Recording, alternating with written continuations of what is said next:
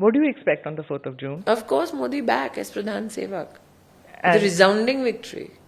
And with one from Amethi. Uddhav Thackeray has just said कि BJP की party टूट जाएगी, मोदी जी पार्टी तोड़ देंगे अगर 4th of June. Modi ji अपनी पार्टी तोड़ देंगे. You have to be daydreaming. That man has spent 30 years of his life with absolutely nothing to do with BJP as a pracharak and gone to every part of the country. That man has fulfilled the agenda of the BJP by not only revoking Article 370, but irrespective of having overwhelming majority, respecting the Supreme Court verdict, and then see the Ram Mandir being built before him. That man will not harm the hair on the head of, let alone anybody in BJP, anybody in India. He loves his country. He loves his people. He has given his whole life. And you think people of this country don't realize that? मैंने कहा ना, आप अमेठी में हैं, यहाँ पे गांधी खानदान को नुक्कड़ सभा करने की जरूरत पड़ती अगर मोदी का इतना प्रभाव ना होता? मैं किसके नाम पे वोट मांगती हूँ? मैं मोदी के नाम पे वोट मांगती हूँ. मैंने काम किया यहाँ, इसमें कोई दो राय नहीं. लेकिन हम ये चुनाव लड़ किसके लिए रहे हैं? मोदी के लिए लड़ रहे हैं. क्या उनका कोई कार्यकर्ता धड़ल्ले से कह सकता है कि हम राहुल गांधी को जिताने के लिए कर रहे हैं? नहीं. Do they have a sense of shame? So even Sharma ji doesn't ask Rahul के नाम पे वोट दीजिए. I don't know. I have not even heard. I haven't heard. तो जब What is interesting is, was Gehlot ji ever deployed to Amethi when Rahul was fighting the election?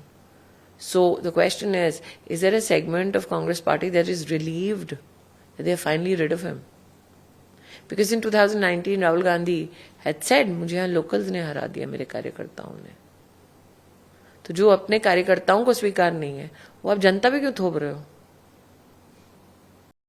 When you go, Smriti ji, to the people, when you talk to the people out here, do they come and say, दीदी क्या आप संविधान बदल रहे हैं? Because many places, no. Because they know Modi is very articulately emphasized. No.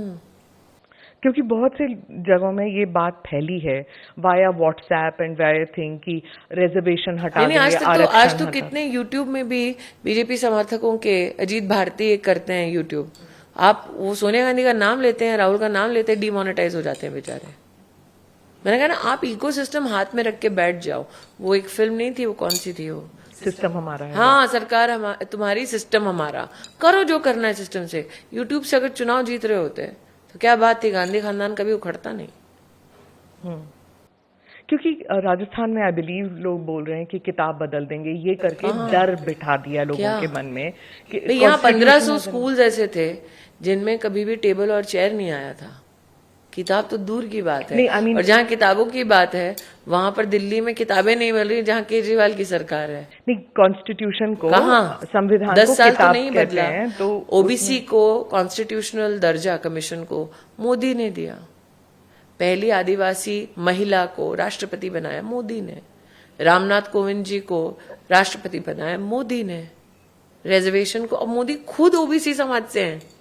आज तक उन्होंने कभी अपने समाज के नाम पे वोट नहीं मांगा. मैं कहती हूँ वो व्यक्ति खुद ओबीसी समाज से है.